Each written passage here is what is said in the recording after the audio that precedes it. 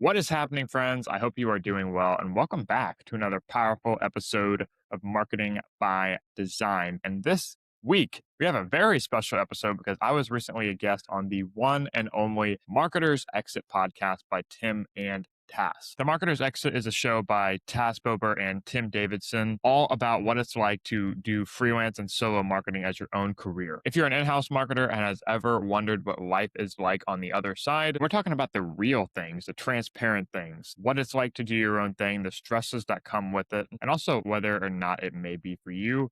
This is the perfect podcast for you to listen to. Tass is the owner of the Scroll Lab, which is a landing page consultancy, and she actually lives like 10 minutes from me here in Worthington, Ohio, so we became fast friends. And Tim Davidson is the owner of B2B Riz, one of my favorite business names out there, by the way. Shout out to Tim. And he is a LinkedIn ads consultant for B2B SaaS. In this episode, we talk all about my own freelance journey, some of the early days of getting started, the networking events that I cut my teeth on as a solo marketer, and how I slowly scaled MMG Design into what it is currently. For those of you who have been following my story for a while, this is actually a side of my shelf that I don't share that often. And I'm super excited to air it on this podcast for the Marketing by Design audience. So without further ado, let's get straight into it. If you're a marketer here in Columbus, check out the Columbus Marketing Jobs newsletter. I send every curated job opening for hybrid remote roles here in Columbus in the newsletter to your inbox every week for free. That'll be linked below. And if you're a healthcare marketer, my team and I just did a 60+ hour breakdown of 100 B2B healthcare websites, assessing over 50 data points and putting all of our insights into one document just for you. That'll be linked below as well. Appreciate you guys tuning in this week. Without further ado, please welcome me. Welcome to The Marketer's Exit, the podcast for marketers curious about freelancing, starting a side hustle, or exploring what life could look like beyond the 9-to-5. I'm Tass Bober. I left the in-house marketing world to build a landing page consultancy, and now I work 3 days a week while making the same and sometimes more than I did in my full-time job. And I'm Tim Davidson. I stepped out of the agency grind to start my own LinkedIn ads consultancy. More flexibility, better work-life balance, and plenty of time to sip cocktails on a beach. Just kidding, I live nowhere near a beach. But it's still way, way better. We come from different sides of the marketing world. Me from agency, Tass from in-house, but we both got out. And now we're pulling back the curtain on what it's really like to go solo. The smooth parts, the scary parts, and the stuff that no one puts in the LinkedIn posts and only in the group chat. If you're thinking about freelancing, building a side hustle, or just curious what life looks like on the other side, this is your front row seat. Welcome to The Marketer's Exit. Yeah. Episode 58. Oh, is it? No, it's not. I was like, wait, what? What are we like, 17? Yeah, I don't know. But we have a special guest today, Andy. Milligan. That's how we intro, I guess. I'm kidding. We just wing it and it sounds terrible. But we were just talking about Tim moving into his new house. He is wainscoting, so you know he's big time now. What are you saying? What's the board and batten thing that you have, the half wall thing that you have behind you? That's called wainscoting. Why? Do I need to? That's just what it's called. Why isn't it just like half? Why isn't it just half wall? That's just the thing. But you know what? This must be the new house episode because Andy also just bought a new house in Claytonville. Look at that thing. It's huge. He's at a co-hatch right now. This is it. Yeah. This is my flex. Just putting it on the background here. Yeah. You're like, yeah, I'm just in the upstairs of my mansion. Don't mind me. Webflow websites are doing really well. So that's where we are. Are you going to keep your walls brown, Tim? I just painted the old house because there's, and I'll maybe put a picture here. There's so many holes in the wall and I had to like patch everything and paint it. You cannot pay me to paint again. I cannot stand painting. Like it's ridiculous. I don't know if I can do that. I love painting. I've painted every room in my house so except the loft area because I couldn't reach. You like it? I love painting. Oh, pay me. I'll come to you. I will. I will come paint. It'll make for great content. It'd be cheaper than getting someone here. I mean, these people, they don't even pick up the phone anymore. It's crazy. Yeah. I got two quotes. I have a relatively small house. It's a 4-bed, 2-bath. It's like 1,200 square feet. And the first quote we got was like $3,000 for a contractor to repaint everything. For the whole house? Yes. That's not bad. Inside only, interior. Pay you 800, Taz, so that's perfect. 500. Okay, no, first of all, okay, 3,000 isn't bad. First of all, I Sounds got pretty only the bad. loft area and one area in a hallway painted for $1,300. So, and that was years ago. You just told me you loved it. I couldn't reach that area. I said I literally painted every room except the loft. I gotcha. Letters. Anywho, I digress. We'll talk about the painting quote later and the gaps in the home improvement market with demand flows. But today we have Andy. I want to give a background on Andy because Tim doesn't know. So this is new for Tim too, right? Right? Yeah, maybe I know. Maybe I don't. I do my research. Okay. So Andy, you and I, how did we meet? We met, you reached out to me on LinkedIn, said we're both in Columbus-ish because you weren't really in Columbus at the time. And you said, I have a podcast. I want you on. Let's do it in person. And I was like, yay. I never get to do in-person podcasts, but I didn't know the hassle you went through to make sure the in-person podcast happened. It was really sweet. I got all decked up. I just show up at this place. He is like trying to set it up desperately in this little podcast studio. You were so concerned about it. And I was just chilling. I was just happy to shower and leave my house. And I was just chilling, met a couple of people, made some obnoxious jokes as I do. And then we had a grand old time, right? Yeah, that's exactly how it went. No more context is needed. There was no technical issues, nothing, the best podcast of your life. I will say too, I got a little bit catfished because that was the first time I'd ever recorded, because we recorded in a co-working space. That's not like the one that I'm in. They're kind of competitors to the good one that I'm in right now here in Ohio. But they made it seem like it was a seamless process. Like I got totally sold by the landing page. And I got there like 3 hours early because they're like, man, this is going to be perfect. I've got the camera, I've got the laptop. The mics didn't work. There was nobody there to help me. The lady at the front desk was so nice. She's younger than I am. Had no idea what the hell she was doing. And, did a great job, at her job, but that just wasn't her job to manage the podcast studio. So I learned a lot about that day about just Rode mics and Riverside and, but the good news was that I curated a great discussion and I rescued it the best I could. You did great. I mean, yeah. I was just unaware of probably the extent of which your issues were. And then we were trying to find the right seating and stuff. But I think the thing that intrigued me about our meeting and why you're on our podcast now, and unbeknownst to Tim, because I don't really tell him anything. We just do this thing where we just show up with random ideas and stuff, and the other one just goes with it.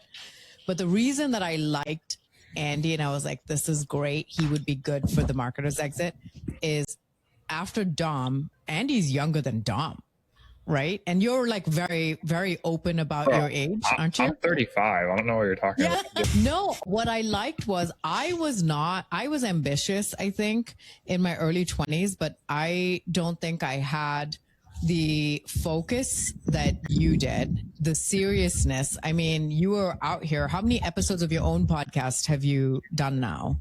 So last week was 165, I believe. So weekly for the past 165 weeks. Yeah.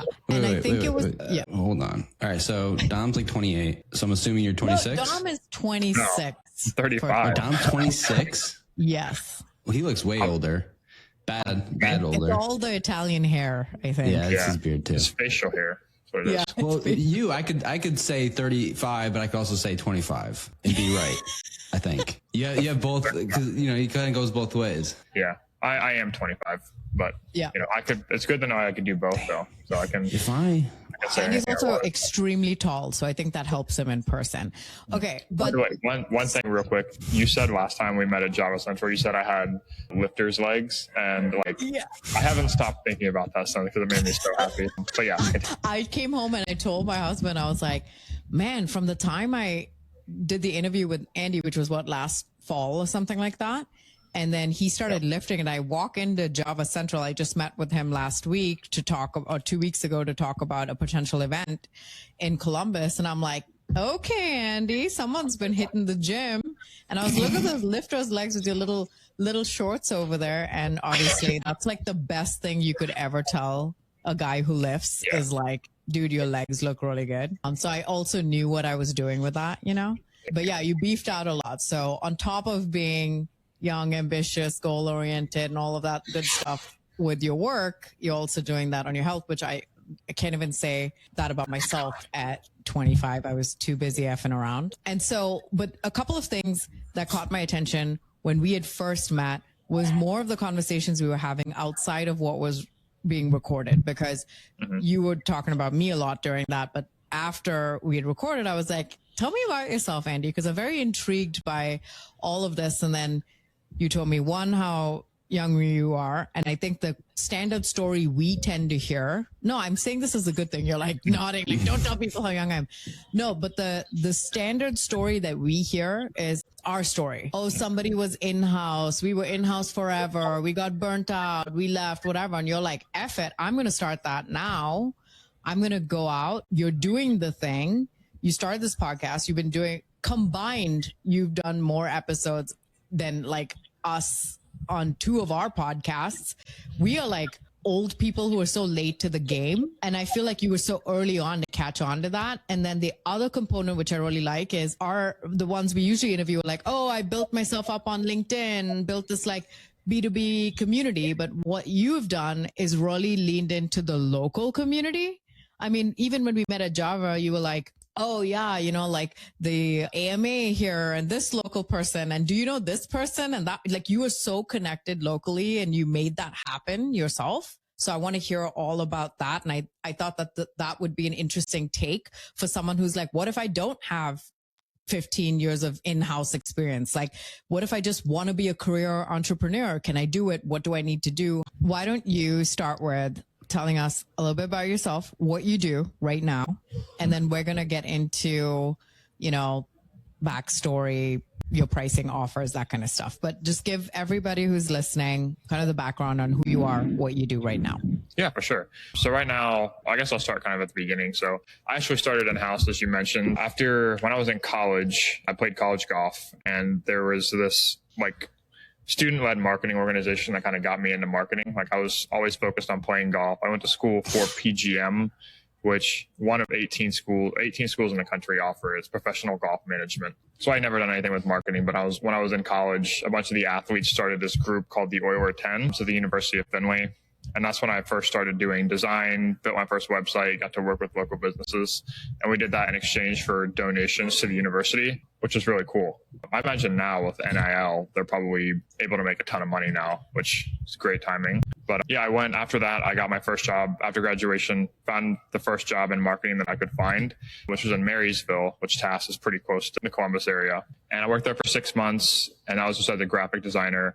And after 6 months, I faced a layoff. So it was kind of a seasonal position, but it was presented as a full-time opportunity. So I went full on into freelancing after that. And I kind of started freelancing while I was in the in-house role. That's how I started going to a bunch of local networking events and meeting a lot of local marketers. But when I was laid off from the agency, I had one paying client at $1,200 a month, and I never looked for a full-time job after that. I just went full on into freelancing. And in the beginning, that's like, to your point about meeting people locally, there are so many. Columbus is a good area. It's a very dense geographical city with a lot of really good people here, and we have a lot of mutuals. But I would always encourage people when they start freelancing, if you are part of a city, to look locally. And even if you're in a suburb like I lived in Springfield for the last little over 2 years before buying a house here. Like, always start with meeting people locally, like getting coffee, following up, and then staying in touch on LinkedIn. That has led to like 80% of our business comes from referrals. And if you meet someone in person, you really reinforce that relationship. And I can't speak highly enough of that. But yeah, in the beginning, freelancing really was not glamorous, being 22, it was like, I don't have a ton of relationships, don't have a ton of experience. So you really, I had like saying yes to anything, anyone that would, like, in the beginning, I did like content. I did like Squarespace websites. I did like Instagram editing, video editing. Like, I did just anything that anyone had a budget for, a lot of local businesses, things like that. And I had always built on this tool called Webflow, which is like marketers know this is like a designer's web development platform. And I started building all of my client sites on there. And about a year in, we got a really good referral string. And the healthcare niche for doing the Webflow work. And since then, I mean, I've been working with a developer for a little over a year, trying to build it into more of a micro agency rather than just a consultancy, and slowly learn like a lot of the stuff you guys talk about here, like delegating work, charging more, like systematizing, because we're still very small, and I take a lot of, you know, the stuff I learned here and apply it there too. But yeah, it's been, so now it's, you know, it's 2025. I was laid off, or now it's 2026. I was laid off February 1st of 2024. And actually one thing I did start doing was every month since then, I've posted a video on YouTube of like my monthly finances. So like profit loss, things that worked that month, things that didn't, and just being very transparent. Another guy locally named Jay Klaus, he really inspired me to do that. Yes. Yeah, You can't just drop out of the locally Jay Klaus. He's like a huge creator, but yeah, he lives in Columbus. Yeah, he's been on the podcast, but yeah, he's like been a big source of inspiration for me. And I love like the businesses that, and that's like the podcast has been, I've been doing that since I was in the agency. Like the first episode was a designer from Clintonville. He's a really good friend of mine, Jeremy Slagle. He's like a very well-known and like micro niche famous graphic designer. I literally interviewed him in the break room, and my supervisor did not like that at all. So I was like, fuck these people, you know, like I want to keep doing this. So pardon my language, but yeah. And that's just, the podcast has been a big through line. That's how Tass and I got in touch.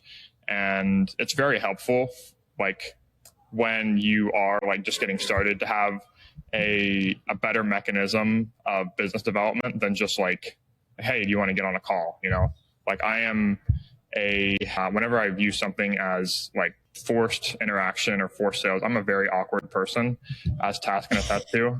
So like podcasting was a very good form of biz dev for me. And people are much more likely to say yes to a podcast rather than just like, hey, you want to get on a 30-minute Zoom call, you know? So yeah, that's led us to where we are now. Okay, let's go back to the YouTube thing though. How well do those do? Because people love the transparency. Because I obviously just looked it up clearly. Yeah, clearly. Yeah.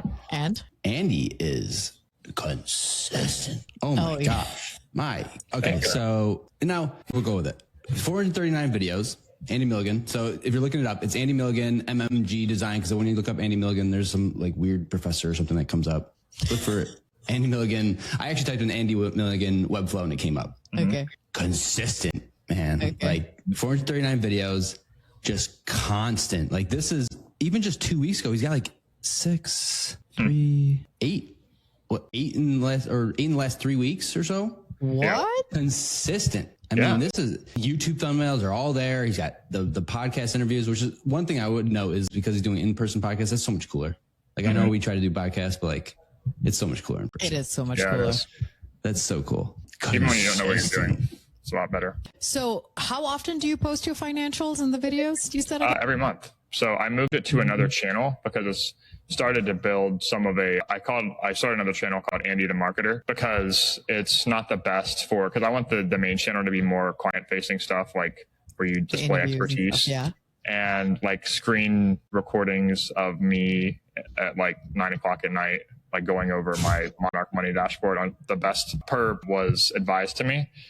So yeah, I moved those to another channel, and I still do collabs with the main one. But yeah, that's like, and I don't enjoy those, to be completely honest, but it's kind of it's a conviction thing. And now it's like a streak. So it's been like 26 straight months. And I will say like the consistency piece is a lot easier when you do it for the purpose of making content for LinkedIn. Like every day there's going to be a LinkedIn post. So usually like a podcast is already a YouTube video. And sometimes I'll record longer form stuff and then just use that as LinkedIn content and just post like the longer version on YouTube. But yeah, dude, consistency. Those early podcast episodes, there was a lot. Obviously, we post videos on YouTube. You and I touched upon this just barely in person. So I don't know why we didn't talk about it further, but you were kind of asking, hey, who do you use to edit your videos? And stuff? Who do you use to edit your videos? You're clearly posting 400 and God knows how many. Do you outsource that work? Do you try to do it yourself because you're like, I'm going to do it myself. This is my thing. How does that work? So until 3 months ago, I did everything. And this is probably like, I do have an editing background, which is a good thing.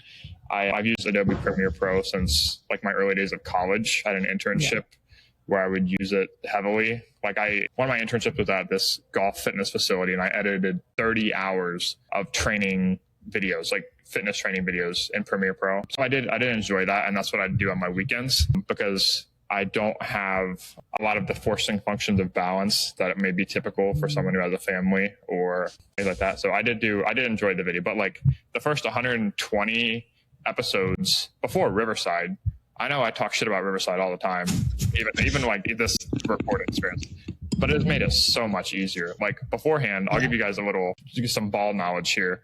StreamYard lets you record for free, and it lets you store 5 videos, but at least back when I would use it.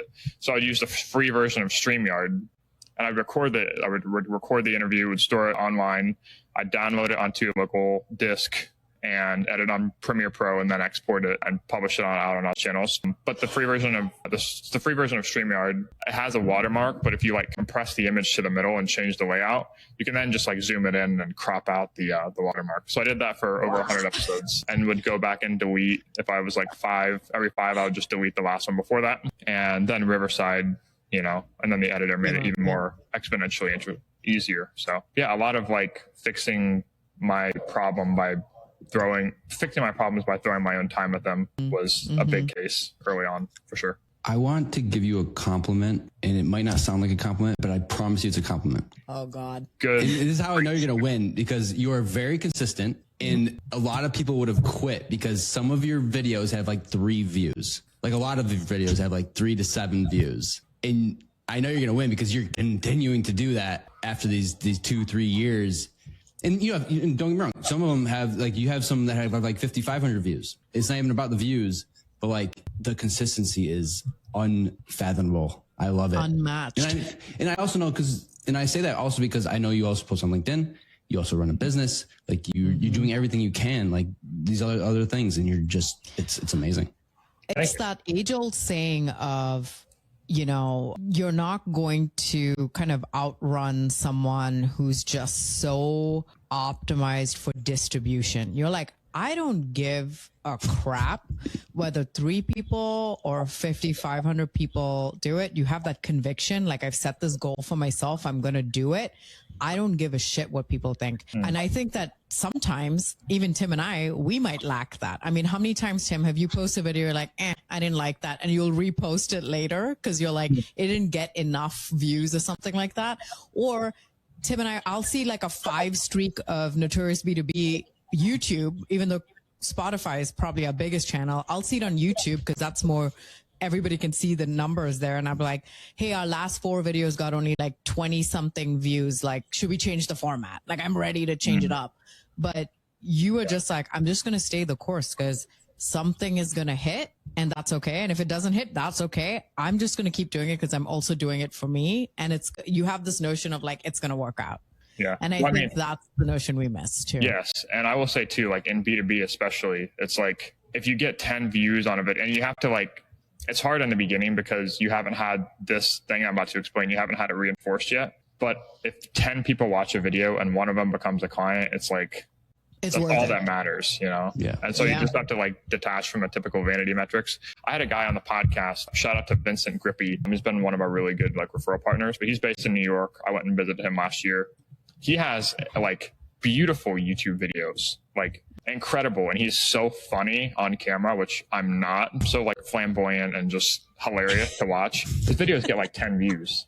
And he's like, I don't give a rip if it gets those amount of views, because someone literally watched the video, reached out to me, sent me an email, and they're a client now. And I can take I get cooked for even on YouTube. Some people be like, oh, you have more videos than subscribers. Like, what's this guy have to say?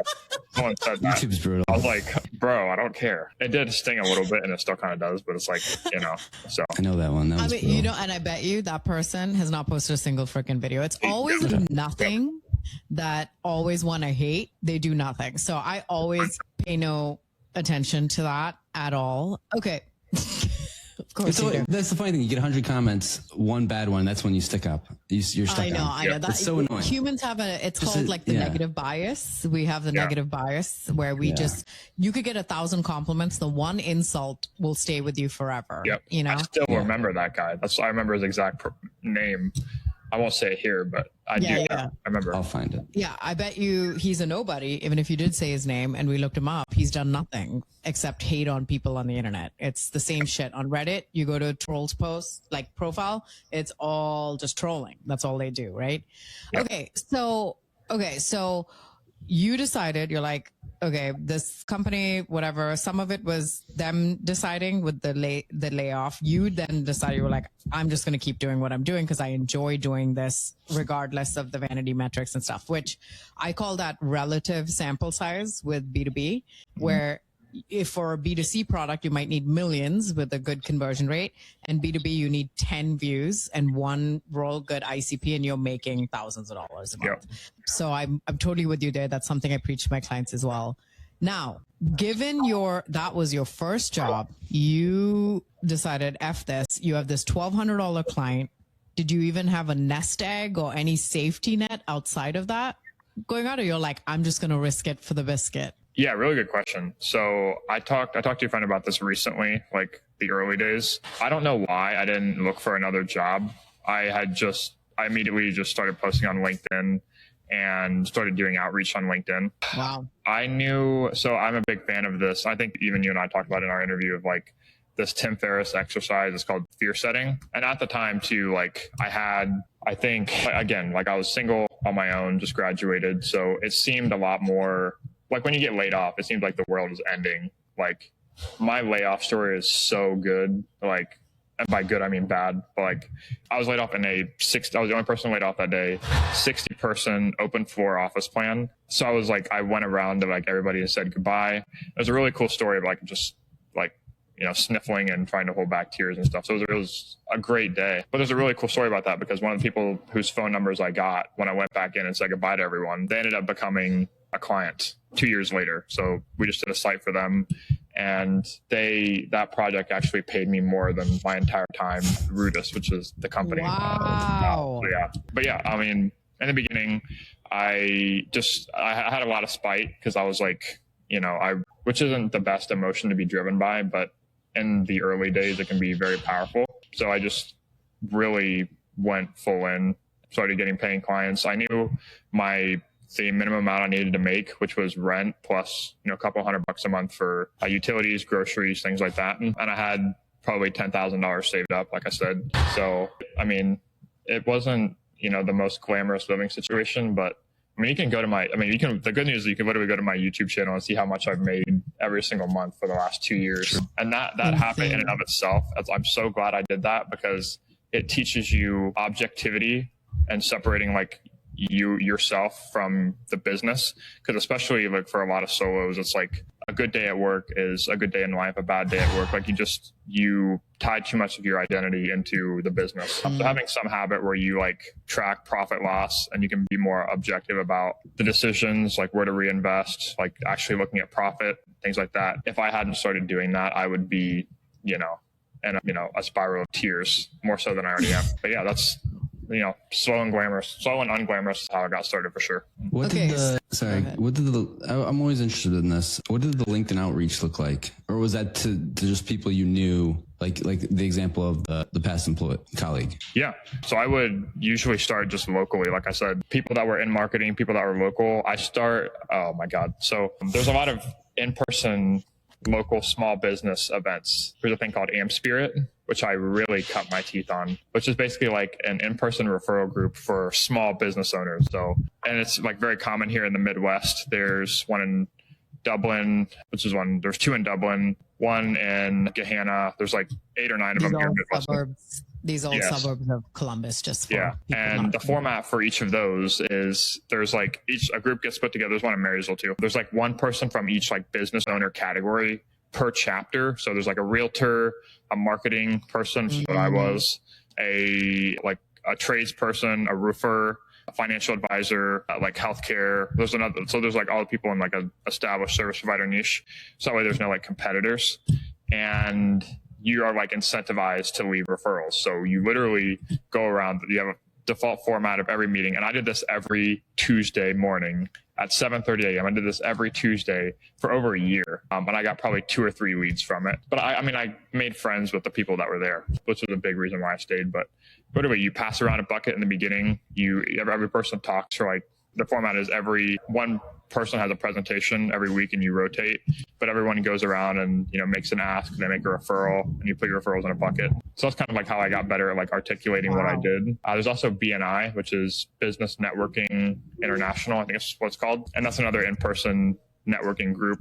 So sharing referrals there. And I'll be honest, I did kind of lean into the young, like being young, people kind of are easier on you. And you can be like kind of like the young cool guy. So I kind of leaned into that for all it was worth in the beginning, because I think people were like a little bit more soft, because I just had no idea what the hell I was doing, to be honest with you. But yeah, that's what hard looked like back then.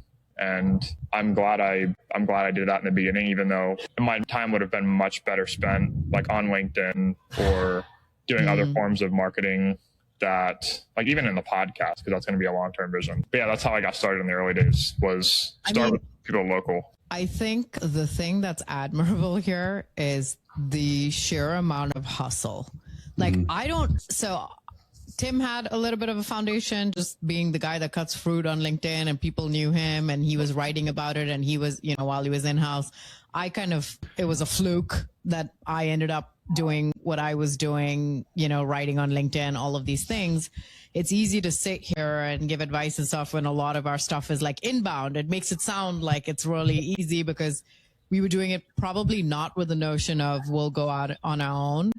For you walking in, you're like, I am not going to look for another job. I'm just going to go all in on this. And you had that notion of whatever it takes. And I love that, because I don't think I would have had the gall. I was a sales rep for 3 years at one of my jobs, and it was the worst job. I was terrible at it, and it was the worst job together, because I sucked at the cold calling.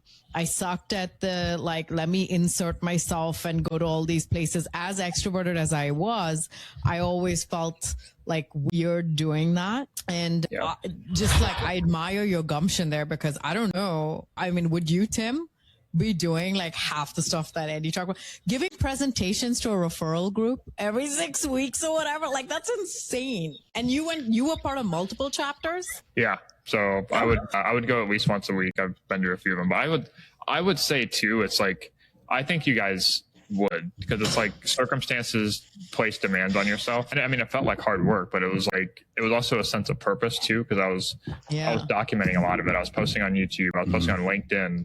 Yeah. So like, I think it gets reinforcing to some extent, but I do appreciate that. I think you guys could though. It does make you nervous though to do that. I'm sure. Okay. So in the beginning, now you're talking about like, okay, because Tim and I talk a lot about niche versus general. We talk about, what you're offering. You weren't always Webflow for healthcare. Like, I feel like that's an evolution in the beginning, where you're like, I have $1,200. I need to make more money. At that point, were you kind of like, I'm just going to take whatever. If someone comes to me and they want to work with me, are you just taking it? In the beginning, offering? In the beginning, yeah. It's a tough thing, because I am so big. I had to interview man, myth, legend Pierre. It was about 1.5 years ago. He's a mutual friend of ours. Like, it's a tough thing when people ask me this now, because I'm like, yes, you have to niche. It makes it so much easier. It's the way to go. Increasingly now, but like in the beginning, like you don't really have a foundation to make that decision on. So I'm glad that I went through that struggle period and did everything for everyone, to like, then that led to, Matt, who introduced us to Jeff out west, who ended up doing like 8 projects together. And that's how, when we had a foundation, a good portfolio of like healthcare work that we could really use as case studies, got really good testimonials. That makes the decision a little bit easier. It's still a vulnerable place to be in. But man, like and also like you guys use the example too, if you're in-house, start selling what you did in-house on a freelance basis. That gives you a frame of reference too. So I think it depends on where you're coming from. And also just like ask for help. Try and be as objective as possible. I have a mentor who owns a web agency in Atlanta. I just asked him, I said, like, what's the move here? Like, knowing everything you know about me, is this a good decision? And he just told me, he's like, what do you have to lose? You know, like you either continue down this road and you can be a specialist generalist, like your niche in a service offering, but not for an audience, or you can really commit. And I have a track record of committing, and it's been proof. I'm glad I did. Wow. When you finally, if you decide to like get married and stuff, you're going to have like your spouse is going to have the most committed partner. Like this is insane. Like that is, I don't think we've talked to now a few people, right, Tim? I don't think anyone's had this amount of consistency and commitment at this stage. 'Cause he's young. That's all it is. Oh, He's stop young. it. By the time Andy is 37, like it's going to be insane. The sheer amount of content that he's already put out and some of those things that have been built up. Okay, so Well, that's right only now, 2 years away. It's only 2 years away. So that's only 2 years away. Yeah, just like 2 years, 2 or 3 years. Okay, so you're project based because obviously it's website related. Do you also do retainer type stuff? What do you what are your offers? You know, tell people that because I'm sure they'll want to hear, yes, the niche, which happened eventually. You were kind of doing probably all projects. You started getting retainer money. Everyone gets a little like crazy when they get the retainer money. What does that look like for you in terms of your offering? Yeah. So this is actually something that we're currently working through. I'm working with an exited Webflow founder to basically help me position deeper for this audience.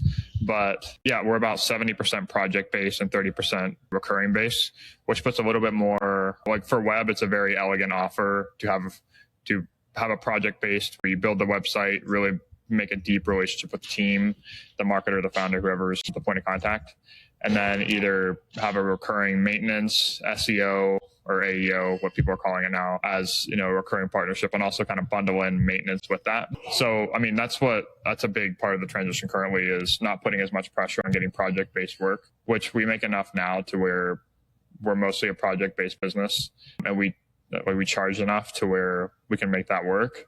But it puts a lot of pressure on sales and biz dev. And I want to lean into like longer form things like content that aren't as predictable on the lead gen front, but it's like a slower stoking flame. So like, yeah, I always recommend having some kind of a recurring offer. Even businesses like Fletch or Riley from Oratory that are 100% project based. Like you really got it. That's a very rare case to only be able to be project based. Like you have to have a really good top of funnel and a really fast sales process too. Like something.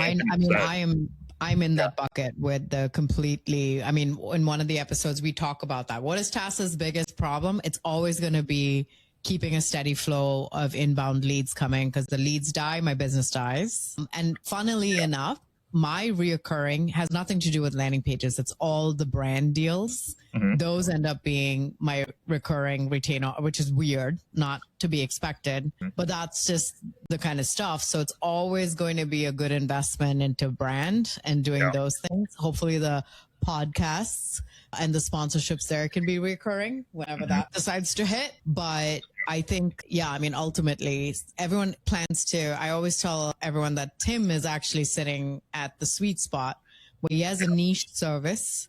It is retainer based because there is a management aspect to it. That's where people want to be, so they can move into new houses with double French doors or whatever he showed us earlier. Yeah. Brown walls. Yeah. Okay. Nine bedrooms, 3 house cleaners. The cleaners did come today, actually. Yeah. Anyway, stop. Okay.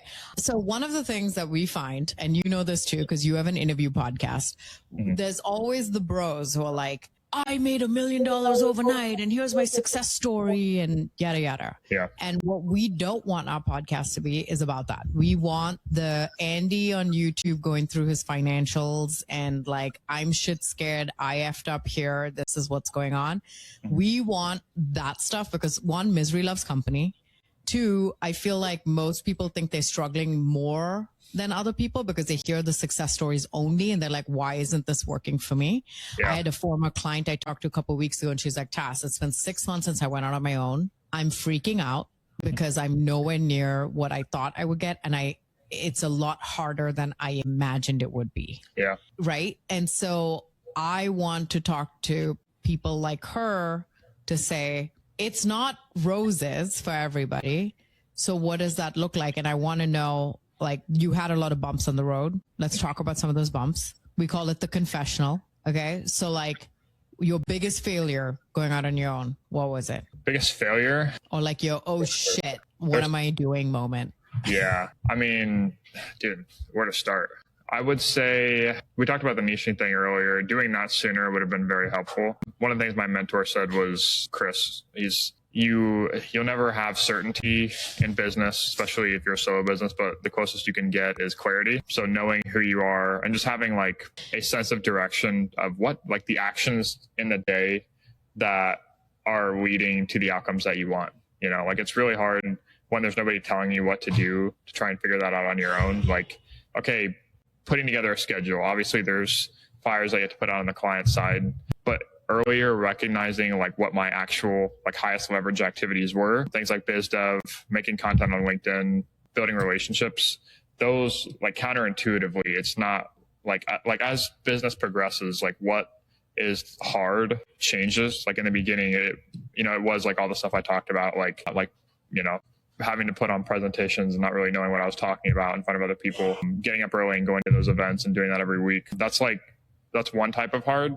But then, as you progress and you get more insight into like what moves a business forward, it's like things like hard conversations or like having to look for contractors or just sitting down and like sending emails, and building relationships. Like that's what it transitions to. But I would say funny failures because, if we want to have more of a better content. The first project I took on freelance was a $2,000 project. It was like the month after I got laid off. And I thought I was like, holy shit, I made it. Like this is like my rent and more for the month. And I have a screenshot. I sent a picture to my dad. I was like I'm rich, and long story short, I really dropped the ball on that project because it was not a good fit client, very high expectations. And this is what you learn. And I learned it the very hard way, is like how to set expectations in a client relationship, how to demonstrate expertise and to avoid scope creep, which,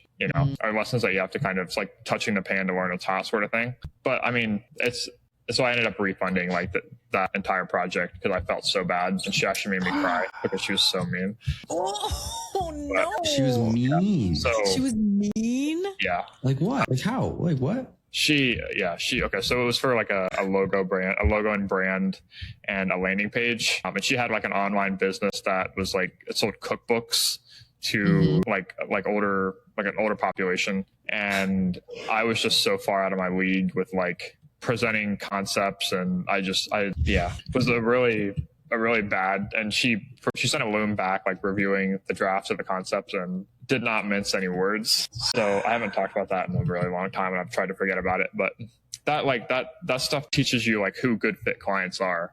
And like if you are proactive about looking back at like, hey, these are the clients who are the combination of the best paying, the ones that you enjoyed the work, that were the most profitable, the ones where they really appreciated and valued the work too, is just kind of like sets you on that barometer towards finding more of those, and it helps you reposition as well. So, but yeah, plenty of fun failures like that. That's probably the worst one, but yeah. ICP is not the right. The authors of cookbooks. For sure. You can tell I'm like genuinely embarrassed because I like start fidgeting and stuff. But yeah, that's a good one. Okay, you're open with financials, so this is a question that we pose to people, and we leave it up to them whether they want to answer or not. Which so far everyone has answered, so yay. But when you started your $1,200 deal and where you are right now, what is the difference if you're open to sharing? Yeah, absolutely. It's all on the YouTube channel, so yes. I'll say it here too. But actually, one of the most viral posts I had on LinkedIn was literally just me saying how much I made my first 6 months, like lining it out and doing the annoying LinkedIn thing where you put one on every line. So yeah, the first year we did top line like 40,000.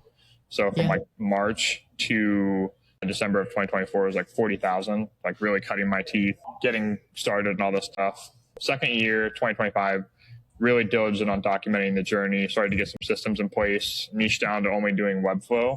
And we hit just 200K for the year. And like big jump. Started delegating work and getting my shit together. And then on this year so far, we're on about the same pace at 200.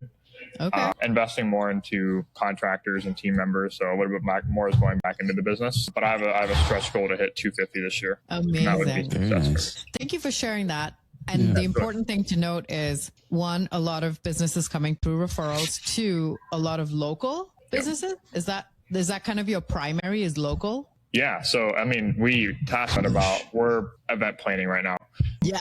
But like, well, I have this like inclination too, is like, you always think you'll run out of like local marketers, and that could be very true in a smaller area. But Columbus is awesome. And there's like, meeting people in person is such a big advantage that we have, especially me, when I have no like balance. Like I can drive anywhere. I did for 3 years. So that's been a big, like, that's like, if I look at like what's my competitive advantage, it's the ability to do that. So that's meeting people in person and not being salesy, just saying like, hey, this is who I am and what I do. A lot of referrals have come from that. And that's like, I can't speak highly enough to that, because like I said, 70% of business comes from referrals directly. So yeah, if you are in a city, like there's a huge value. Like I listened to like, I think it was Andrew Huberman's podcast where he talked about like the value of living in a city when you're young and just being the available person, for lack of better terms. It's not always the best thing, but that's just so good for you long term. And now that I'm here, it'll be a lot easier. So can't speak highly. So we always talk about like B2B is such a small world, but like the local community is much smaller and more like tight knit. Like the owner of the dentist down the road knows the owner of the restaurant down the road. Like they all know each other. And if you really dig into it, a lot of these places are owned by the same people and families. And so like once you start to get into like that, they're all like friends and just, it's so crazy. They're all hanging out. Well, even like online is a small world too, because I first heard Tass on Dave Gerhardt's show, and I listened to like all 3 of her appearances on there. And then I was like, holy shit, she lives 30 minutes away. So I was like, hey, but yeah, like even then, and Eric Jacobson is someone else that was on that show too. And he lives in Dublin too. So it's like, you really start to like see what's available. You know, the Hatch FM guy? Yes. He lives in Columbus. The guy who does all of Dave's podcasts and editing and stuff. Hatch FM. That guy. And he's really connected. And it's kind of crazy too, because like say you sell Carfagna's, which is like a really famous local Italian place here, and they have multiple. Then I went to a fundraiser, totally unrelated, and Carfagna's was sponsoring. I saw Abby, the wife of the owner, she's over there. But then her son or her daughter and my son go to the same gymnastics. Like, it's just, I know all these people. The realtors, like my realtor friend's like, oh yeah, I sold their house for them. Everybody knows each other, and that's it. So one of the things that we had been talking about, by we, I mean, my paid partner, Graham, and I, we were like, hey, we should start tapping into some local stuff, because now with AI, it's been harder to like offer something similar like I do for B2B tech companies to someone who's like the roofing company, because the roofing company like isn't going to pay me maybe $20,000 or something. I don't know. But he told me, he's like, one of my longest standing clients for Google Ads has been this garage door company. They spend $6,000-$7,000 a month paying him to run ads. All he cares about is that I just get quotes, and that's it. There's no attribution. There's no weekly meetings. There's none of the stuff. And he's like, he's been my client for years and years and years. And he's like, he always told me, he's like, is there like a landing page deal you can offer to these? And I always said no. I was like, no, it's just not worth my time. It's too small. Now maybe it is a thing that we could do as kind of like a small little arm. Tim's face is already going to I want to squash this a little bit. He's going to shred my dream. Yeah. Tell me. I don't want to completely squash it. I hear you. I think it makes a lot of sense for Graham. Yeah. I think it's much easier to transfer from B2B, because it's Google Ads, say specifically Google Ads. It's pretty easy it's just keywords, right? Yeah. I'm not saying Google Ads is easy. I'm just saying like the targeting is pretty easy. Like all right, we're going to do roofing company, Rochester, New York. Boom. Like you're just going to find leads. I used to do this stuff. All right. New York City lawyer, injury lawyer. Boom. Landing page is a little different. Yeah. Okay. Yes, you could, but your lane is B2B. Do you know anything about roofing? Do you know about like any of that? I'm a consumer of roofing. Okay. Do you know? All right. Let's talk about HVAC. Do you know like tax, like how it works? We have talked, right? We have talked about painting quotes, how hard it is. As we know, I've been looking for a CPA. I have 10 meetings booked now because I put a post out after me trying for 2 years, submitting forms to all the CPAs. I talked to one of the CPAs today. You know what he tells me? He's like, ooh, our industry, we're notorious for not checking that stuff. Our websites aren't set up. Don't look at my website. I haven't changed it in 6 years. All of this stuff. You know how easy it would be to just set up a website flow real quick? And you could do it probably. That's how I met my CPA. So I have a CPA in Dublin, built his website, and he does my taxes for free now. You could do a trade. Okay. Yeah. All right. What is it? Just to be clear, I don't mean you couldn't do it. Yeah. You could do it. You could use AI and talk about it. I'm saying it goes against what you usually do. Like you'd be completely different business model. Yes. Because what you do is like, scroll, like, it's not about the demo. It's not about getting the call, the sale right there. It would have to be a pivot. Yes. It's a B2C These pivot. guys, it's simple. It's roofing, Dublin, Ohio. Yeah. Talk to sales. There is nothing else. It's pretty simple. You can templatize it, but no one's going to pay your prices, what I'm saying. Yes, exactly. That's the part. But I think that now I can reduce the time to value because things can move a lot faster than it did 2 years ago. Again, different business. I think you could do it though. You could in theory do that. Like I'm looking at right now, roofing Rochester, New York, literally just a roof picture, talk to sales or book an estimate. That's what it is.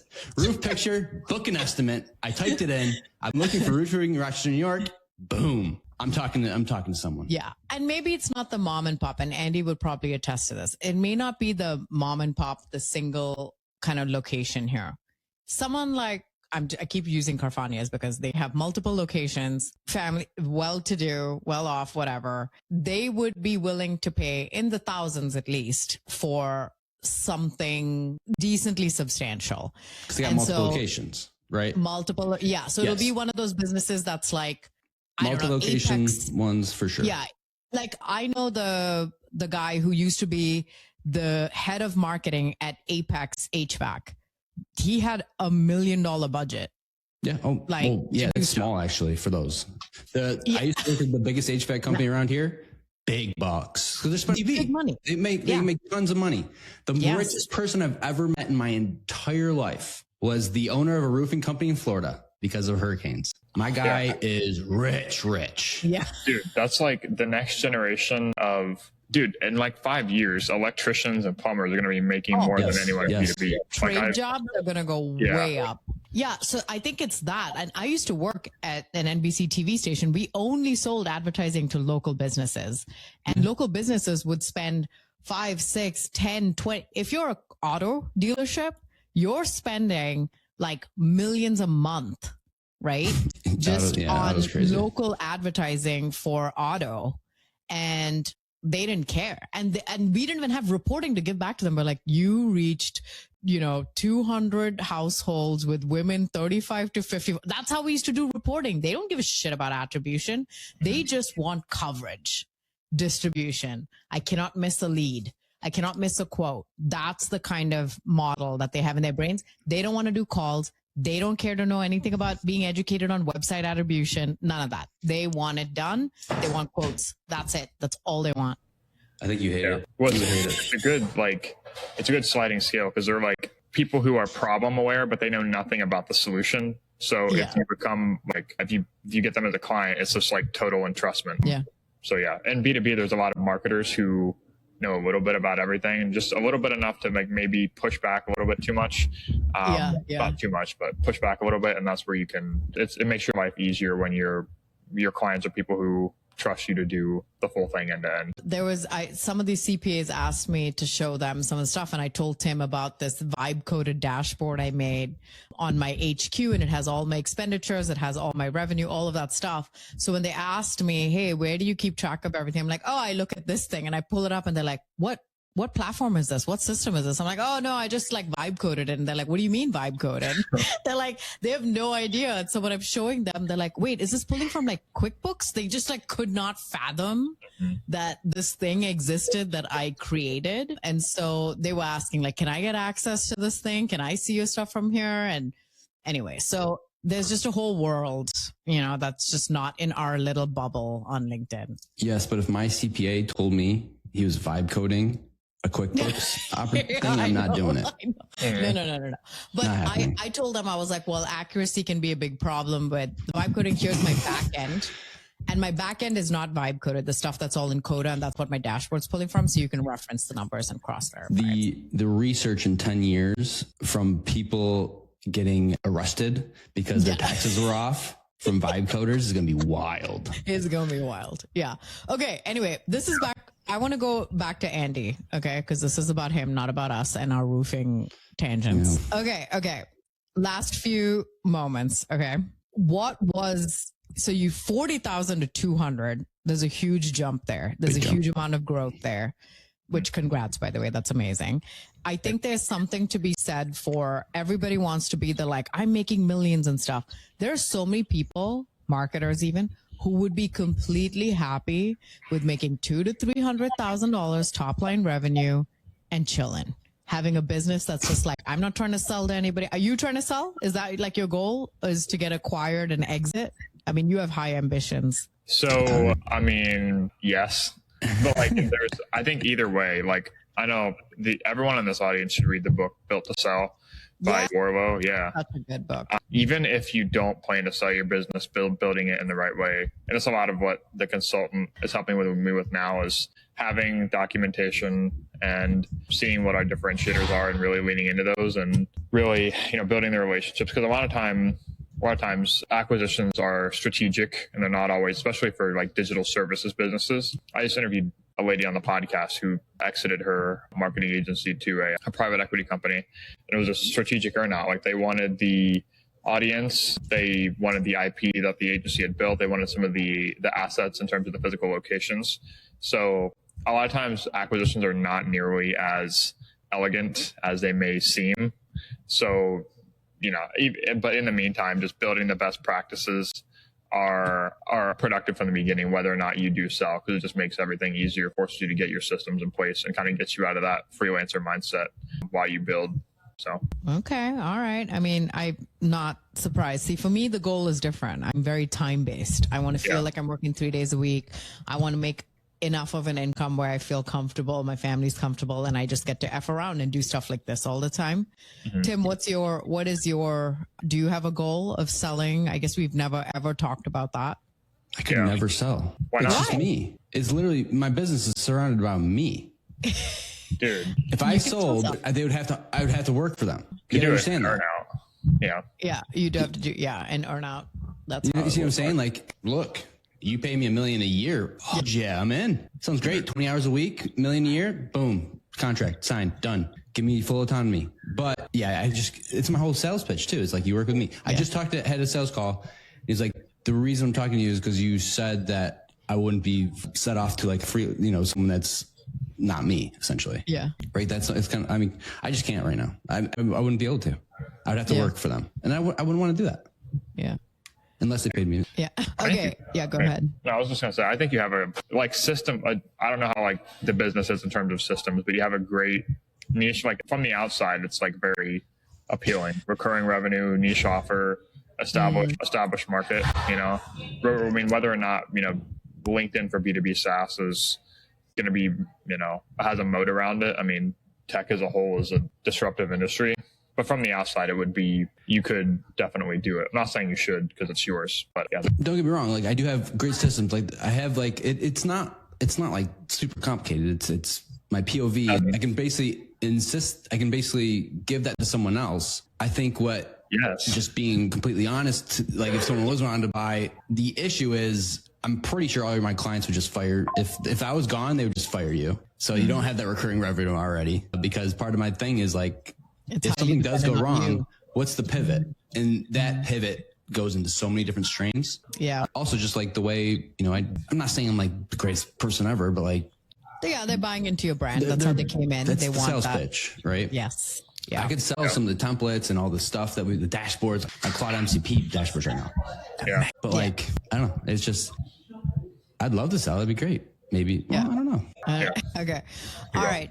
You think on that. We'll talk about it next time. Nah, I'm over it. Okay.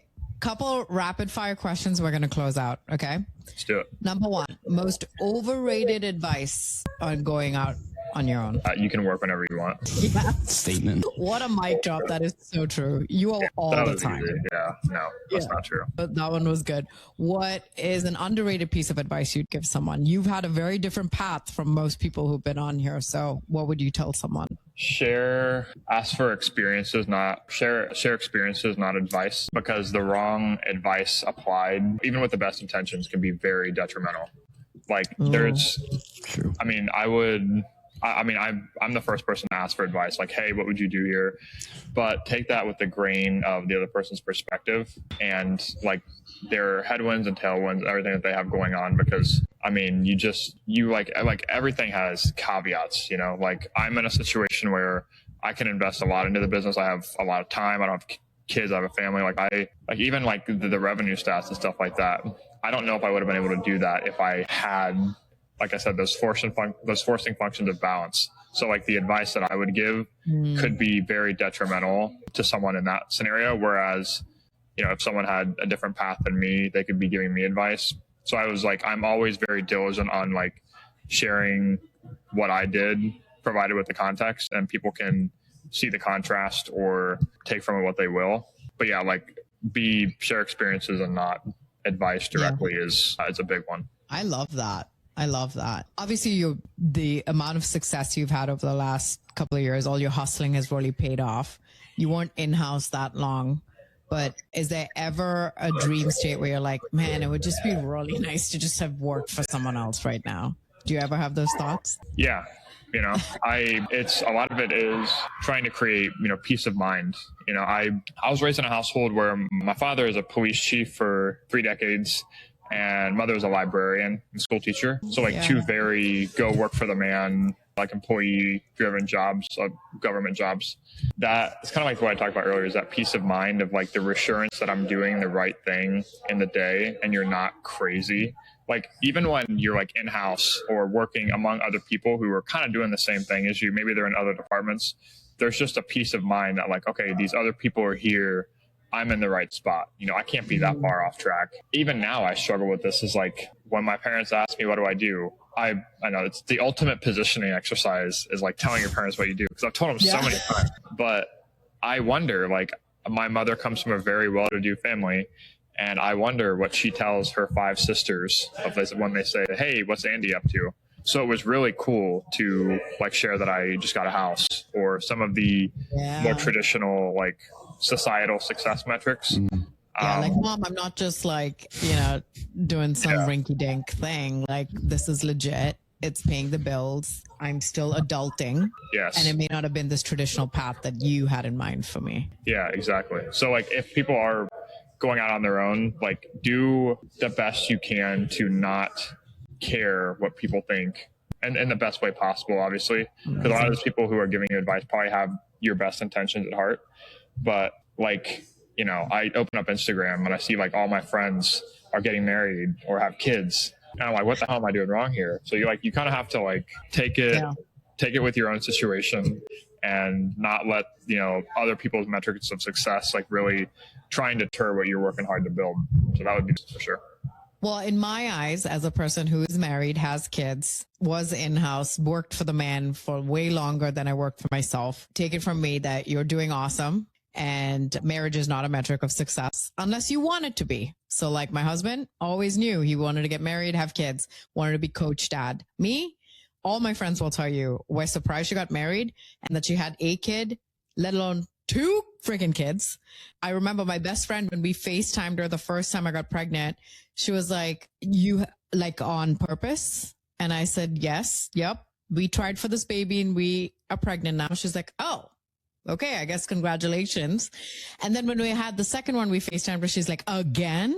So it was just really funny because I was voted most likely to be CEO never would have been like, she's going to be Susie Homemaker in the burbs with a picket fence in freaking Ohio. That would have never been on the bingo card. But I did the CEO thing also while doing the other thing. So that can change. But right now, you are exactly where you need to be in life. And I'm proud of you, Andy. This is great. Like, I love this story. It's been my favorite story so far. Don't tell everybody else. Oh, thank you. Well, it's on recorded, so. Yeah. Yeah, hopefully. All right. Any other questions before we head out? Tim? No. Okay. Amazing. Well, thank you so much for being on and staying on a little bit extra. I can't wait to throw our event together next year. Yep. Yeah, B2B Outcasts. We're still kind of noodling on the name. Yeah, in progress. In progress. So, all right. Columbus, Ohio. OH. IO, baby. Yeah. I want to thank you guys too. Going solo isn't always easy. There are client wins, red flags, and moments where you feel on top of the world, and moments where you question everything. But for us, it's been worth it. We're not selling you a dream. We're sharing real stories, real numbers, and the mindset shifts it takes to build your own thing, whatever that looks like for you. Subscribe to the Marketer's Exit and send it to a friend who's this close to making a move.